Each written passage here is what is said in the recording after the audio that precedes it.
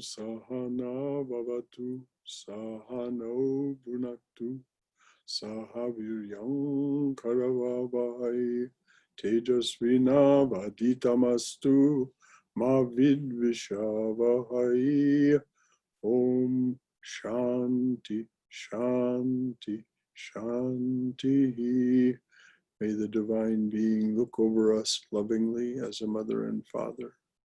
May the Divine Being support and nourish us as a mother and father. May we have the strength and skill to study together the art of spirituality. May no misunderstandings arise amongst us. Om, peace, peace, peace be unto us and to all suffering and joyous beings everywhere. Good evening, Liam. Good evening, Brother Shankara. Jai Shri Ramakrishna Jai Ma. Okay, we will begin. As we know, Mother was staying in Calcutta in October of 1898, so the text reads this way. In October 1898, Swami Vivekananda returned from a pilgrimage in Kashmir and visited Holy Mother at 10/2 Boshpura Lane, Calcutta. When Swamiji bowed down, the mother blessed him, touching his head with her right hand.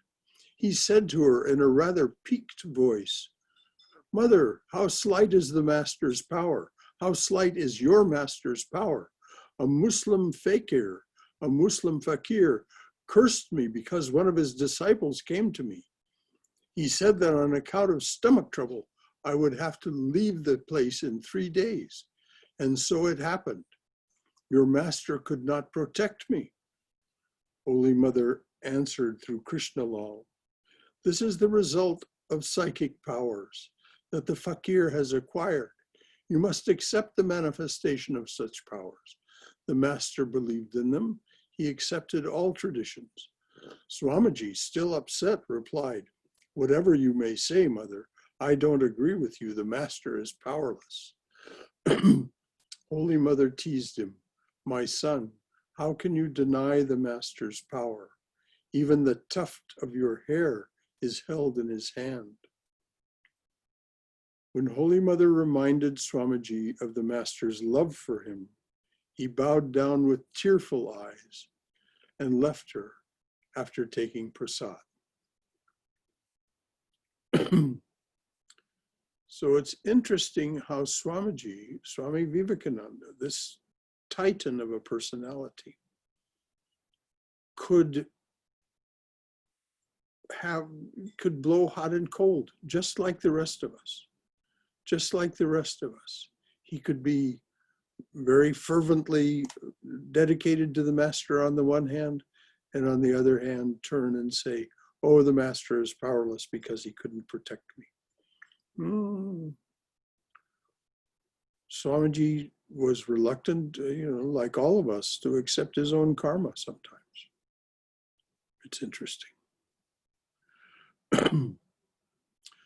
So the next subhead is Holy Mother Blesses Bellomont. On 12 November 1898, the day before Kali Puja, Holy Mother, accompanied by several women devotees, again visited the site where the Ramakrishna order was shortly to have its headquarters. Swami Vivekananda had invited his Western disciples also. All the monks were present, and elaborate arrangements had been made for worship. The picture of the master that had been worshipped in the old monastery was installed in the new site, and the Holy Mother brought her own picture of the master. She blessed the temple site with a special puja. The mother herself conducted a special puja, blessing the site. That afternoon, Holy Mother returned to Calcutta with her party, along with Vivekananda, Brahmananda, and Saradananda. Swamiji had requested them to take part in the ceremonial opening of Sister Nivedita's school at 16 Boshpura Lane in Bagh Bazar. Now, let's just pause just for a moment, because I don't know how much the Swami is going to go into this. This is something that Swami Vivekananda had been encouraging on Sister Nivedita, Margaret Noble, an Irish woman that he had met in London. And she was really tough on him in London. She grilled him because of her own faith and her background.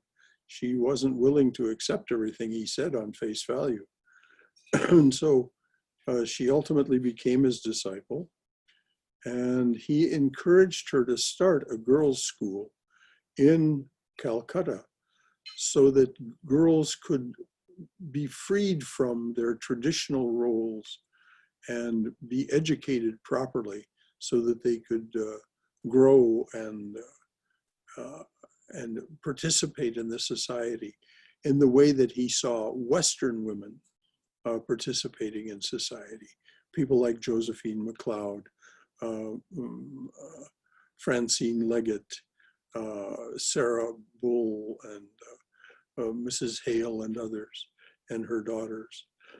So the Swamiji wanted these girls of the city of Calcutta to become educated and participants in the society. He said, a bird cannot fly on one wing. The divine feminine has to be brought forward. So here Swamiji had invited them all to the opening of Sister Nivedita's school at 16 Bushborough Lane in Bug Bazaar. Holy Mother and her companions attended the opening the next morning, on the day of Kali Puja. What an auspicious day, of course, to open the school, Kali being the chosen ideal of the master, and one can say he was an embodiment of Kali. So Holy Mother and her companions attended the opening the next morning on the day of Kali Puja. Once Swamiji was carried away by a Vedantic experience, which he related to Holy Mother. Mother, nowadays everything is disappearing from my mind. Holy Mother said to him with a smile, did I miss something? No, I guess that's it. There just doesn't seem to be much of a segue there. Once Swamiji was carried away by a Vedantic experience, which he related to Holy Mother. Mother, nowadays everything is disappearing from my mind. Holy Mother said to him with a smile, my son, please don't make me vanish. Mother, if I make you disappear, Swamiji replied, where shall I stand? The knowledge that banishes the Guru is ignorance. How can knowledge exist without the Guru? Now let's just ponder that statement. Swamiji would occasionally say truly remarkable things just off the cuff. Mother, if I make you disappear, Swamiji replied, where shall I stand? The knowledge that banishes the Guru is ignorance. How can knowledge exist without the Guru? So when we have a formal Guru and we kind of slip away from relationship with that Guru and no longer are following their teachings, so this is what Swamiji is pointing to. We slip back into ignorance. How can knowledge exist without the Guru? Of course, we could spend the rest of the night talking about what the Guru is, but nevertheless, I think this is very important what Swamiji said. The knowledge that banishes the Guru is ignorance. How can knowledge exist without the Guru? Swamiji realized that Ramakrishna and Holy Mother were one and the same. He also pointed this out to his brother disciples. Swami Vijnanananda, whom Swamiji called Peshan, had great love and respect. Swami Vijnanananda, I'll remind you, is the guru of Swami Swahananda.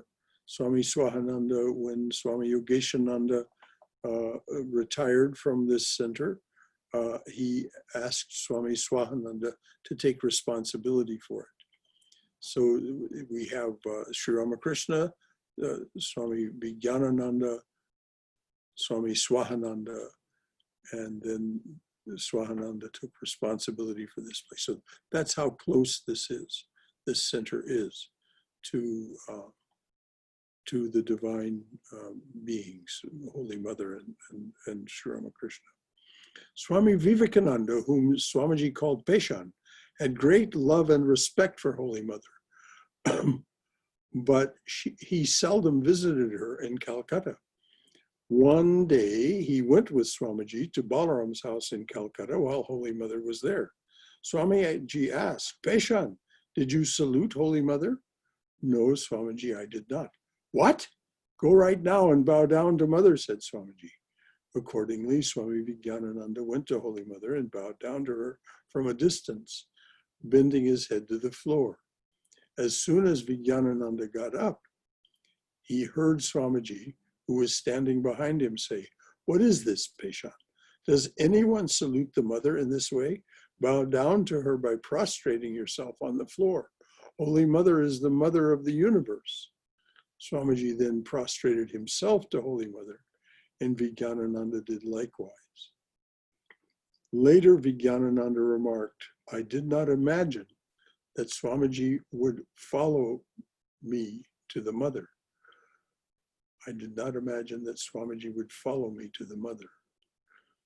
Ramakrishna, in other words, he didn't, when Swamiji told Vijnanananda to go and bow down to the Mother, he didn't have any idea that Swamiji would come along behind and see how and what he did. Ramakrishna had told Holy Mother that his disciples would look after her, and Holy Mother cared for them as her own children. Ramakrishna had told Holy Mother that his disciples would look after her, and Holy Mother cared for them as her own children. Swamiji arranged for Holy Mother to be given 25 rupees a month for her expenses.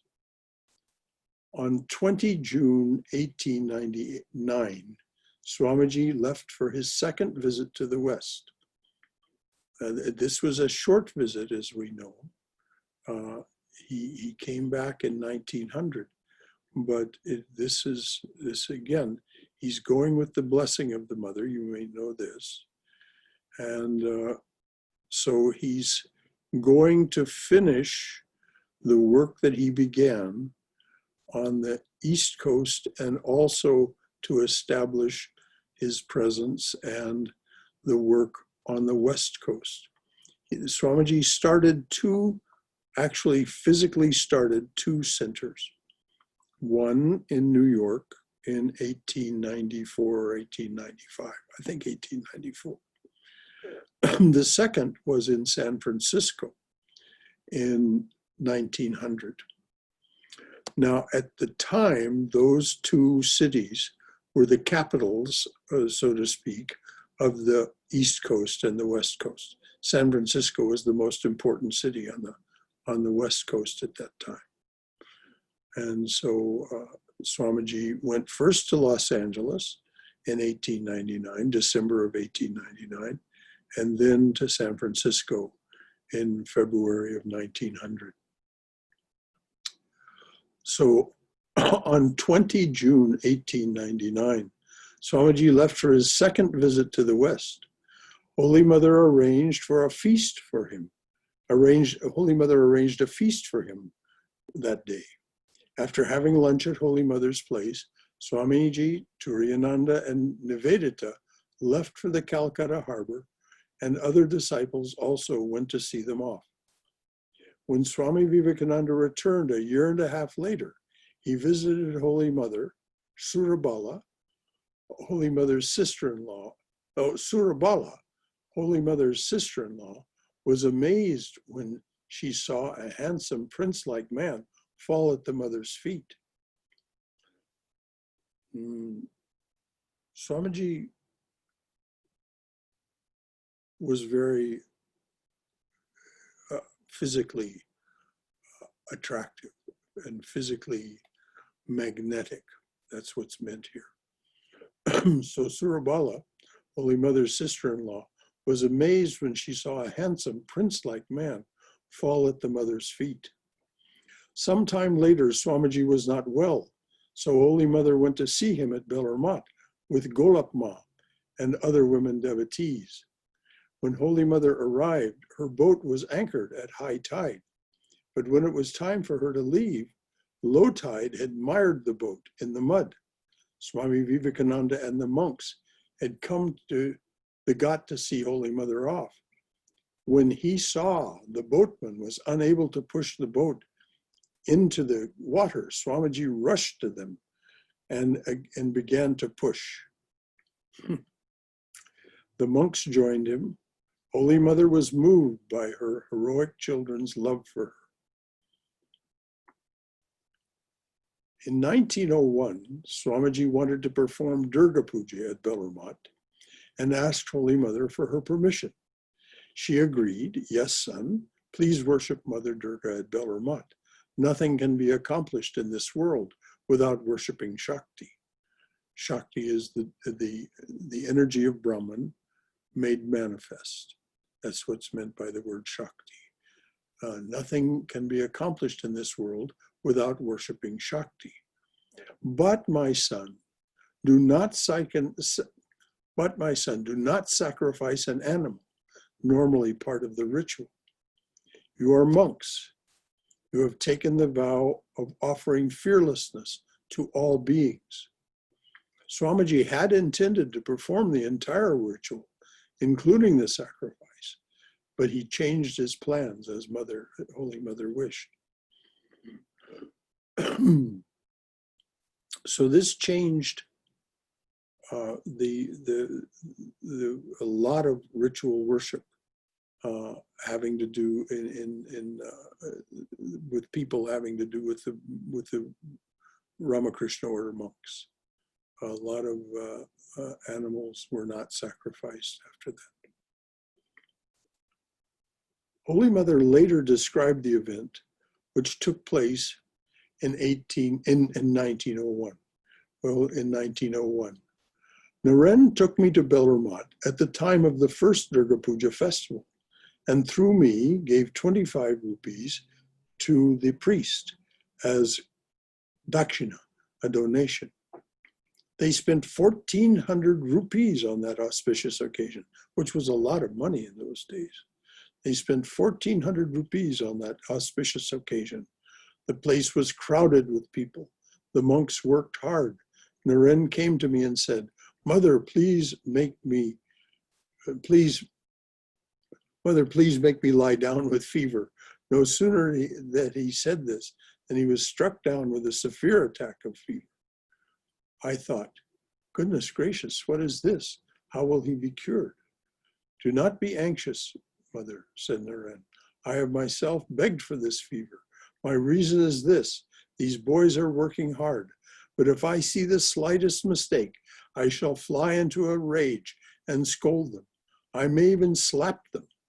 It will be painful to them as well as to me. Therefore, I thought it would be better to lie down with fever for some time." Swamiji was very aware of his rough temper. He meant every word that he said here. If I saw the slightest mistake, I might fly into a rage and scold them. I may even slap them. He did on some occasions. It will be painful to them as well as to me.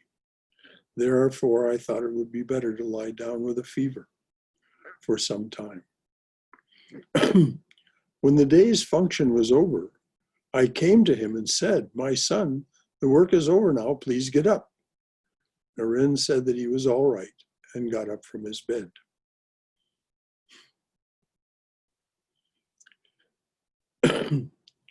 Naren brought his own mother to the mat at the time of the Durga Puja. She roamed from one garden to another and picked chilies, eggplants, etc.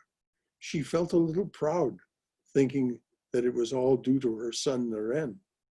Naren came to her and said, "What are you doing here? Why do you not go and meet Holy Mother?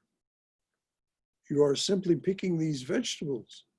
Maybe you are thinking that your son has done all this work. No, mother, you are mistaken. It is the master who has done all this. Naren is nothing."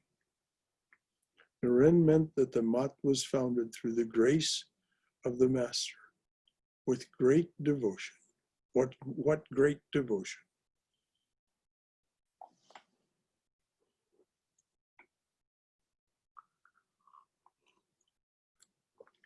So in just a few sentences, we see the two sides of Swami Vivekananda as he quite openly presented them to the Holy Mother.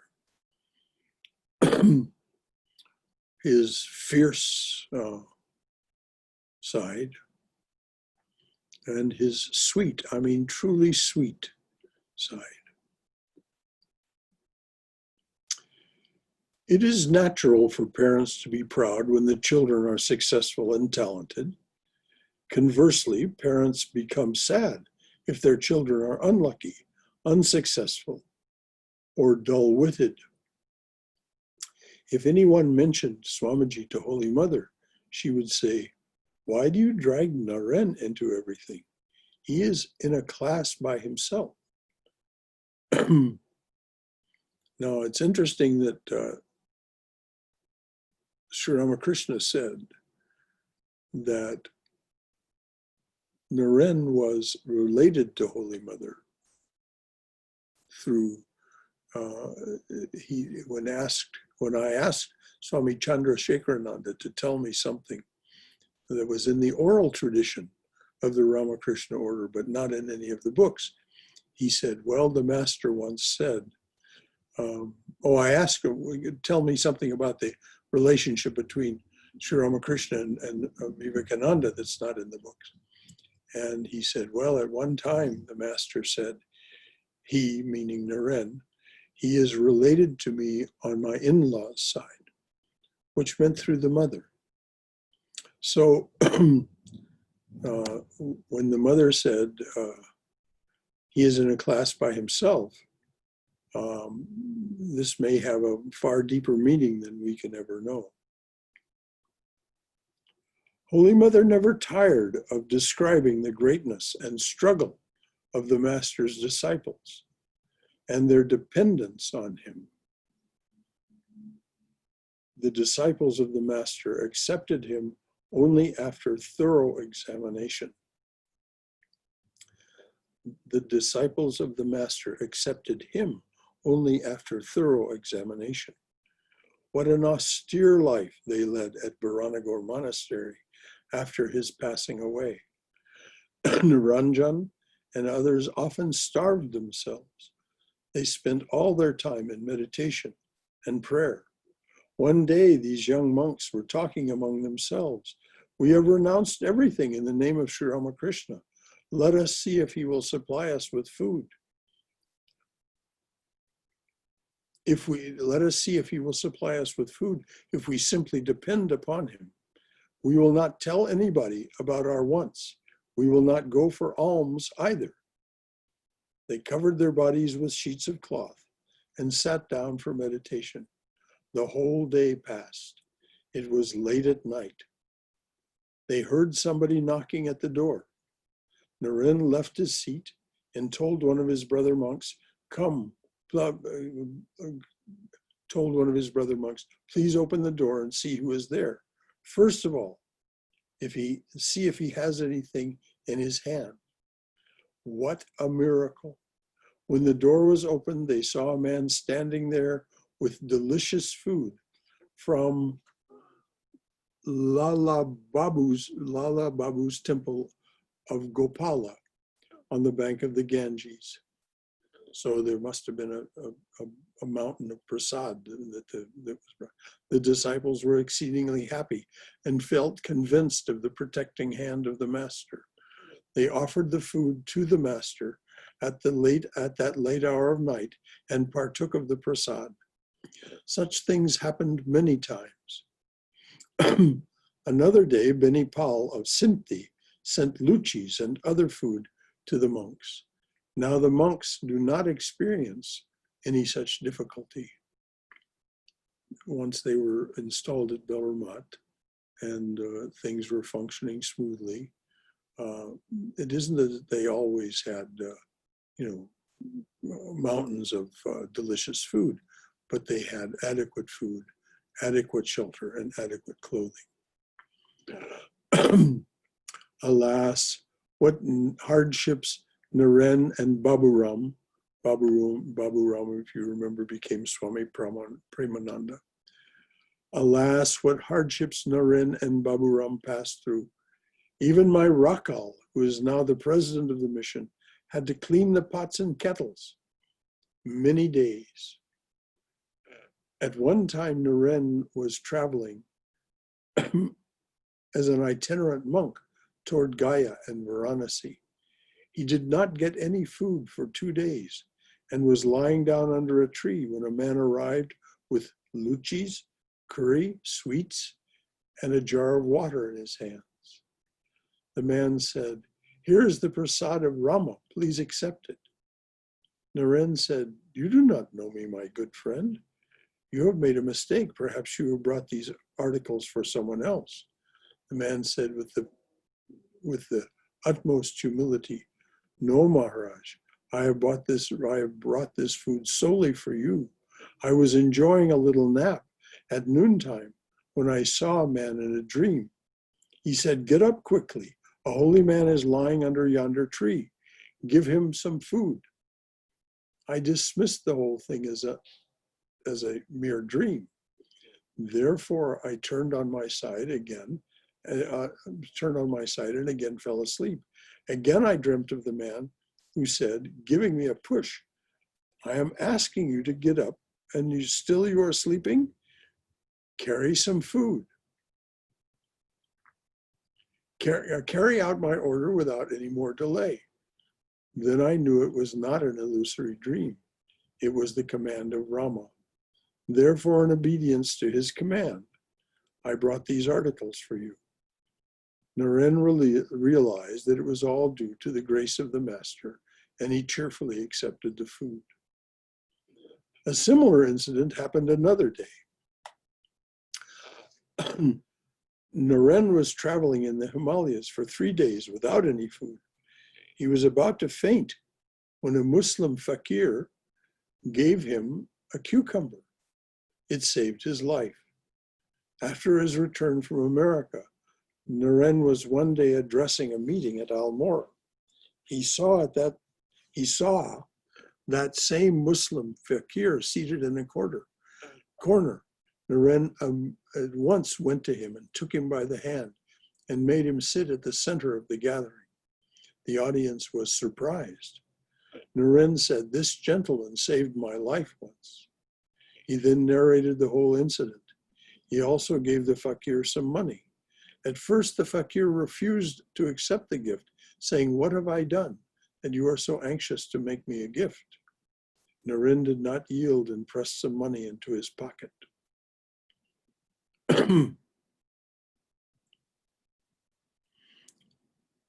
Now, why are these stories narrated to us? Just so that we'll stand as one amazed and think, "Oh, what a wonderful thing happened to Swamiji." No. That's not why they're told to us. They're told to us so that we will understand that when we put our faith in the divine, when we do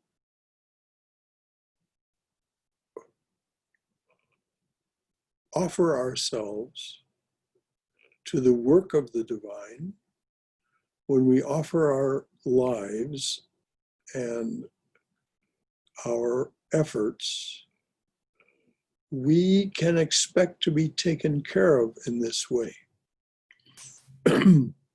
It doesn't mean that every day will be smooth. As it said, Swamiji went 2 days without food, 3 days without food. Now, we're not expected to do that. But it's more subtle than that. our reliance on the divine presence. May the divine being support us. May the divine being look over us as a mother and father. May the divine being support and nourish us as a mother and father. So let's just keep these things in our minds and think what comes my way in this life, both the unpleasant and the pleasant, are the grace of the divine. And we are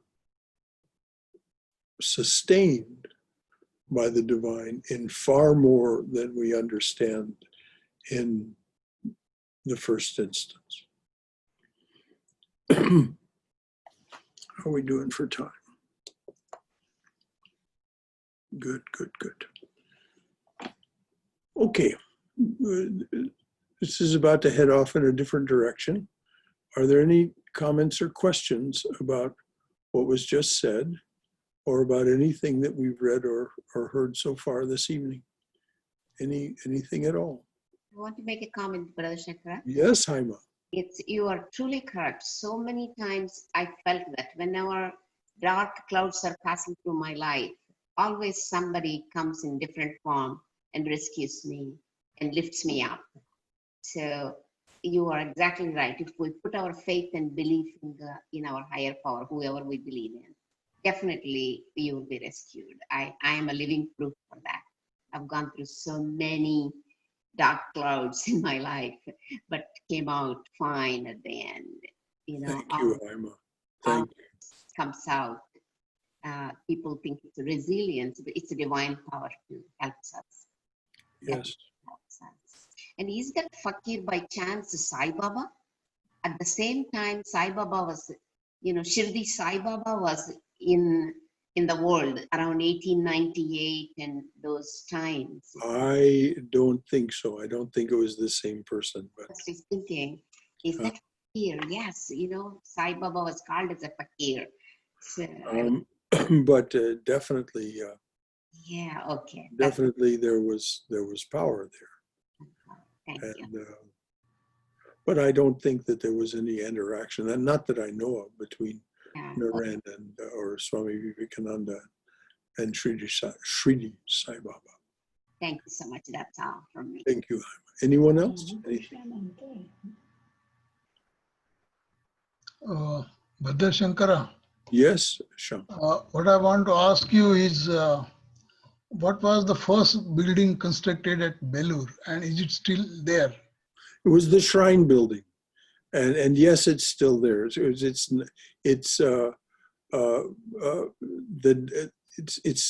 yes, it's still there. Of course, it was replaced by the temple that was finished in 1938, long after Swami, I should say, not that long, but a good many years after Swamiji left the body. But yes, the first building is still there, and you can visit it if you ask. Yeah, we went there, but I remember. All those buildings are now very big and spacious. Master's monument and Brahmanandaji's and Vivekananda's and Holy. All of them are very huge buildings. Yes, they're big, beautiful temples. Yeah. But the original ones, if you visit Swamiji's room, Swamiji, had a room up above that temple, up above that first shrine. It's very small. It's not a huge room. Okay. And his things are still there and so on. Yeah. Yeah, I think we saw that. Yeah. That's where he spent the last day there, I think. Well, no, that was a different place. Okay. That was a different place. Brother Shankara? Yes, Swayam. So in many of his writings and lectures and talks, Swami Vivekananda does not support ritualistic practices. So and I'm not sure, I may have got distracted a little bit when you were reading. So what made him want to do that particular ritual, including the animal sacrifice? Well, it would be very auspicious to inaugurate Bellomont with a Durga Puja. And in those days, the traditional aspect of Durga Puja was that a goat would be sacrificed. But Holy Mother said no. Now, later on, Swamiji, there's a difference between what an order of monks will do as part of their daily activities. Ritual worship is done at Bellomont every day, morning, noon, and evening. So that's there. But Swamiji did not want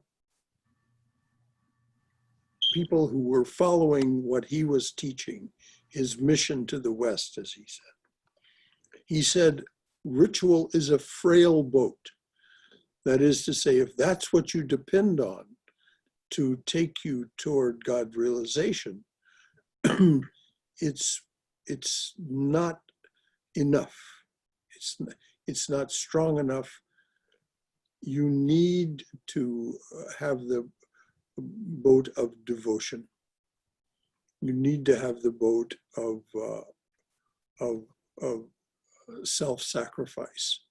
That is self-surrender rather than self-sacrifice. You need to have, so rather than ritualism, which can so easily become empty, just something that you're doing and your mind really isn't there, your mind is elsewhere. You wave the light, you wave the incense, you put the flowers on the shrine, you pour the water and so on. But your mind is elsewhere. It really isn't focused on the act itself and the meaning behind the act itself. So this is why Swamiji said that it was very important to practice forms of bhakti like mantra yoga, because your mind is trained then in contemplation, concentration, and meditation. Because if your mind wanders, then the training is to bring it back to the mantra or to the visualization. So it isn't that Swamiji said, don't do ritual. He just said, don't depend on ritual. Depend on the breeze of grace. The breeze of grace being the spiritual energy of the master that is in the mantras and in the teachings of the Ramakrishna Order Swamis. Very good question. It isn't that don't do ritual, just don't depend on it. It's a frail boat, he said. Thank you, Brother Shankar. Anything else? Well, what I wanted to ask you was, don't they have animal sacrifice in the Dakshineshwar Kali temple at least once a year? Dakshineshwar temple, Yeah, which is not... I don't know. I know they do have the Kaligat temple on the Ganges in Calcutta itself, but I don't know that they do animal sacrifice at Dakshineshwar. Now, Dakshineshwar is not under the rules or control of the Ramakrishna Order. Yeah. And what they do there is traditional Kali worship. So it may well be that there is animal sacrifice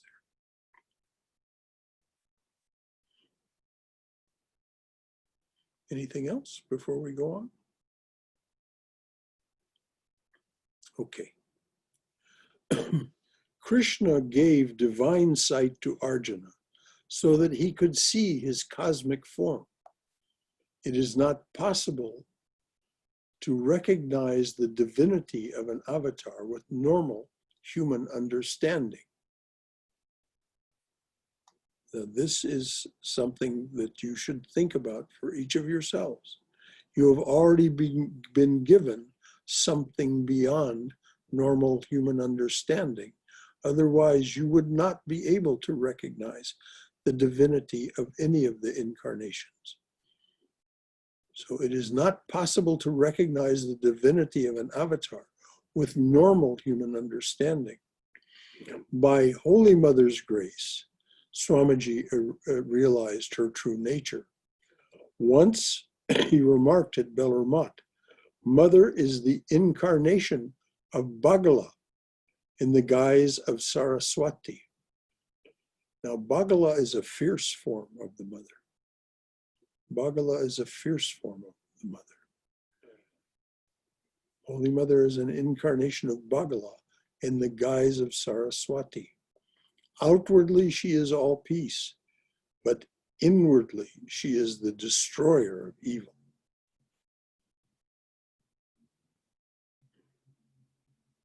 Once Vivekananda and Turiyananda went to visit Holy Mother in Calcutta. In the boat from Bellomont, Turiyananda noticed that Vivekananda was drinking the muddy Ganges water. He warned him, Swamiji, you will become sick. Swamiji replied, no, brother, I am afraid when I visit Holy Mother. Our minds are not pure enough, so I am purifying my mind by drinking Ganges water. Swamiji was afraid that Holy Mother would absorb his impurities and suffer. Now, what does it mean? She would, in her grace, take from Swamiji whatever impurities he knew he had. And it would cause her physical and mental pain. When Swami Vivekananda passed away on 4 July 1902, Holy Mother was at Jairambati. When she got this heartbreaking news, she remained silent for 3 days, weeping bitterly. I'm going to repeat that. Vivekananda passed away on 4 July 1902. Holy Mother was in Jairambati. When she got this heartbreaking news, she remained silent for 3 days, weeping bitterly. She plaintively lamented, Master, did you ask me to stay to see the death of my children? Later, she would recall, the Master would say, Naren is the crown of my head. He has 2 bad omens in his body. First, his breathing is long and rapid. And second, he eats a little more than a usual person. These signs indicate a short life. Now, this is the first time that I've ever seen this information. Later, Holy Mother would recall, the Master would say, Naren is the crown of my head. He has 2 bad omens in his body. First, his breathing is long and rapid. And second, he eats a little more than a usual person. These signs indicate a short life. And of course, he left the body at age 39. In 1909 at Kualpura, Keshavananda said to the mother, if Swamiji were alive today, how much he could have done for this country. The mother quickly answered, oh dear, if my Naren were here today, would the company, the British government, leave him in peace? Oh dear, if my Naren were here today, would the company, the British government, leave him in peace? They would have locked him up in a jail. I could not see it and live. Naren was an unsheathed sword. One day, toward the end, Swamiji bowed down to Holy Mother and said, "Mother, I know for certain that with your blessing, I know for certain that with your blessing, in the future, many Narens will be born and hundreds of Vivekanandas will evolve. And I also know for certain that that in this world there is only one mother like you. There is no other." So Swamiji was this wasn't just some demonstration of humility. He was saying that he was created. He lived by the will of the mother. The mother and the master being one being. That one being gave rise to him, and he's saying there will be many others.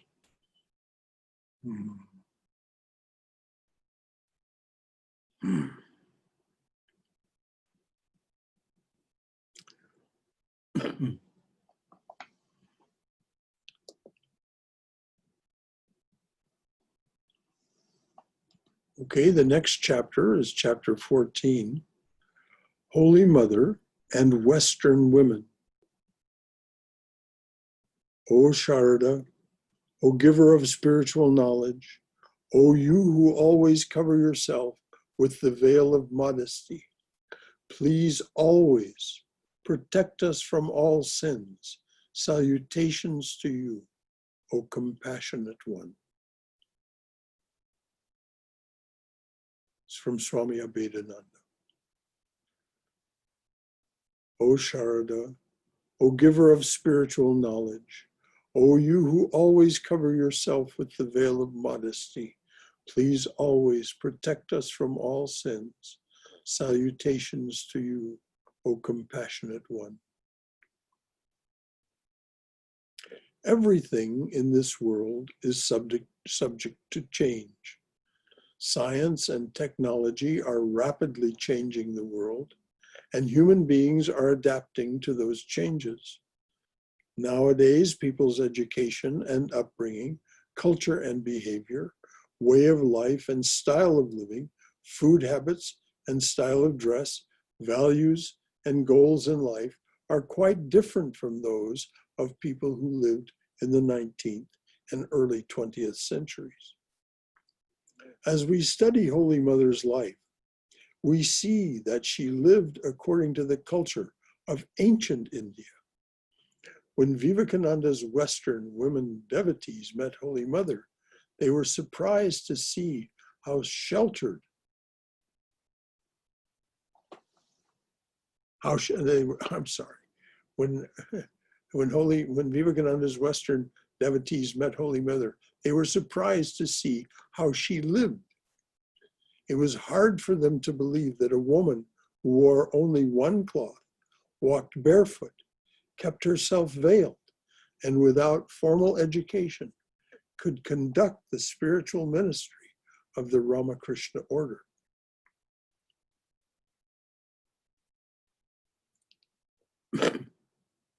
It was hard for these Western women to believe that a woman who wore only one cloth, walked barefoot, kept herself veiled, and without formal education could conduct the spiritual ministry of the Ramakrishna order. Holy Mother's life is a meeting point of the ancient and the modern. She was born in a rural Indian village in the 19th century, and she passed away in 20th century Calcutta. From her very birth, Mother lived until 1920. If you stop and think about that, that was just 100 years ago. My parents were born in 1917 and 1918. Mother was still alive in the world when my parents were born. My grandparents on both sides were alive in the world that Holy Mother was vibrating in. Amazing. Holy Mother only left us in 1920.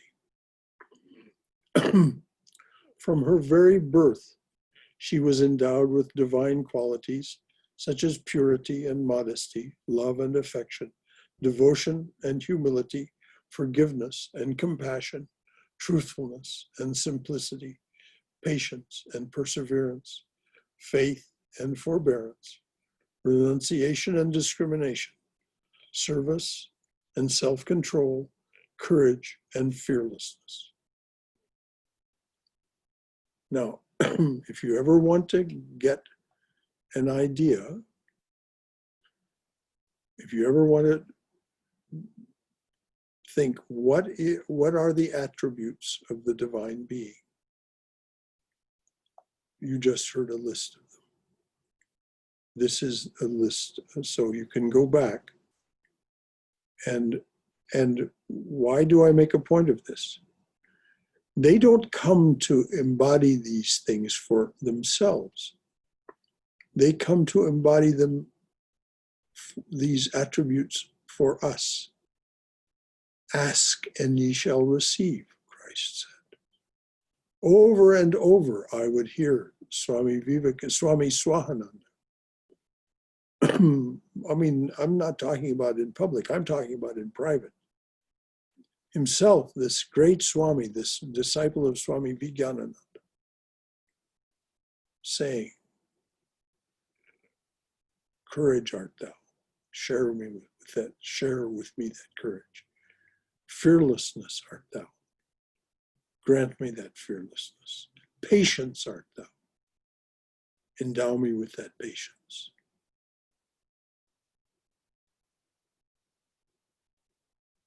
He was asking, he was saying, share that with me. We can do exactly the same thing. So I'm going to read the list again. It's really quite remarkable. Anything that you feel where you feel there's any lack in your life, in any one of these areas, just repeatedly and perseveringly ask. From Holy Mother's very birth, she was endowed with divine qualities, such as purity and modesty, love and affection, devotion and humility, forgiveness and compassion, truthfulness and simplicity, patience and perseverance, faith and forbearance, renunciation and discrimination, service and self-control, courage and fearlessness.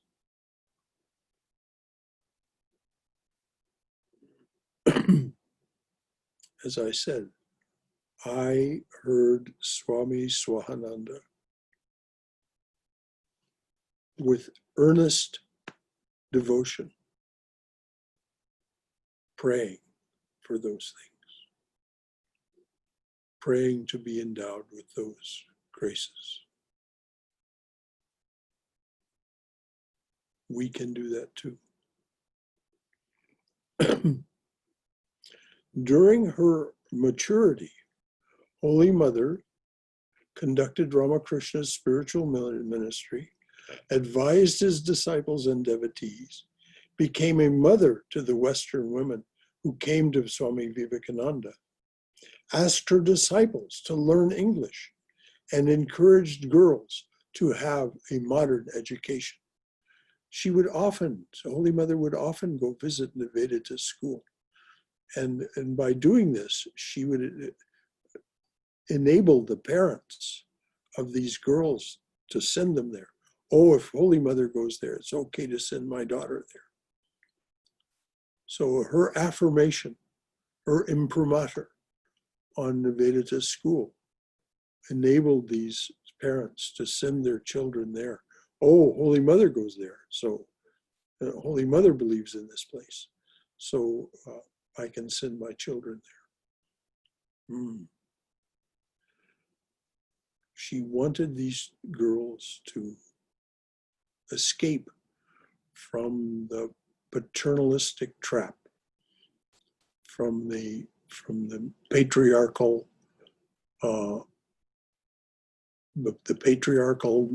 mesh into which they were born. In Dakshineshwar, Ramakrishna had a vision that he described to Holy Mother. I was in this land of the white people. I was in the land of the white people. Their skin is where their skin is white, their hearts are white, and they are simple and sincere. It is a very beautiful country. I think I shall go there.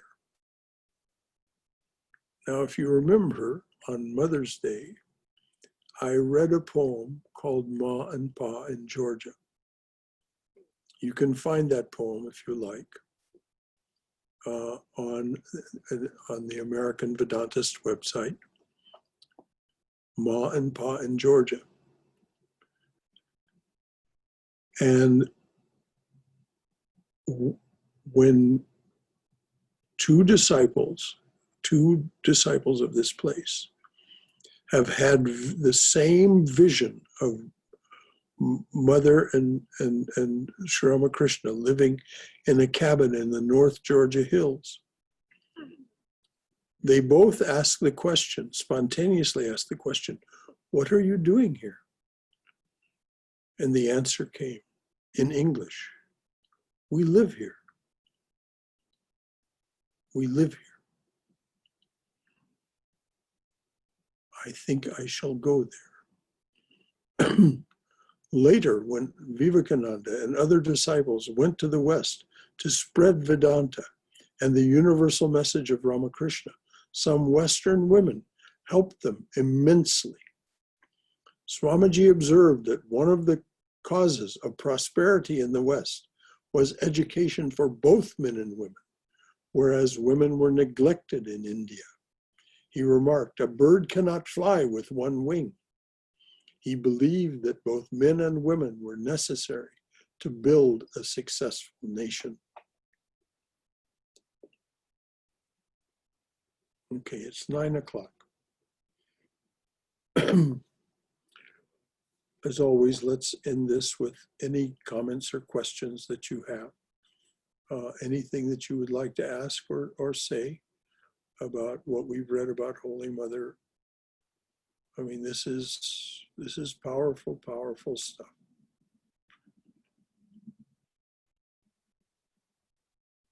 Anything at all?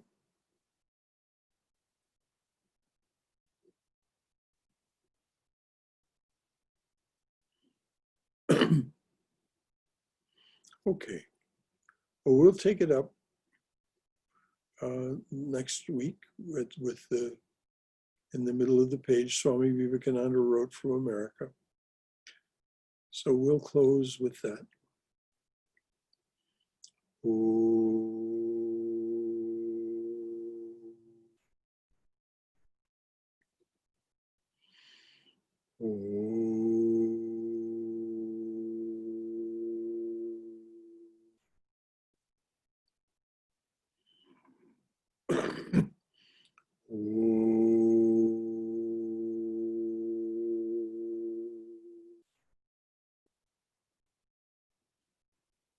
Oh, dearly beloved, a flower at your feet for each one who comes to your open door.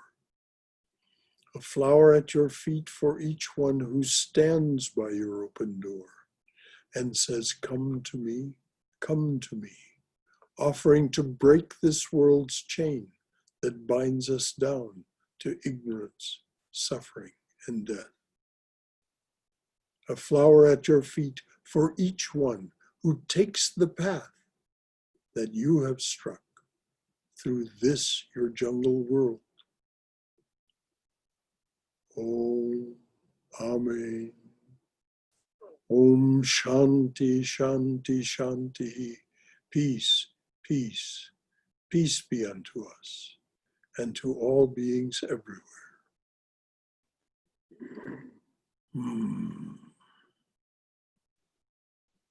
We were a small group tonight, but a sweet group indeed. Thank you. Brother. So thank you all for coming.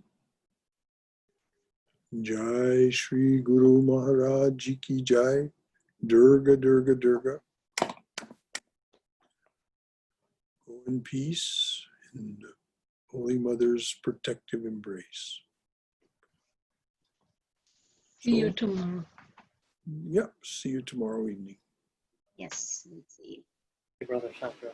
Good night, everyone. Good night, Brother Shankara. Good night, everybody. Good night, good night.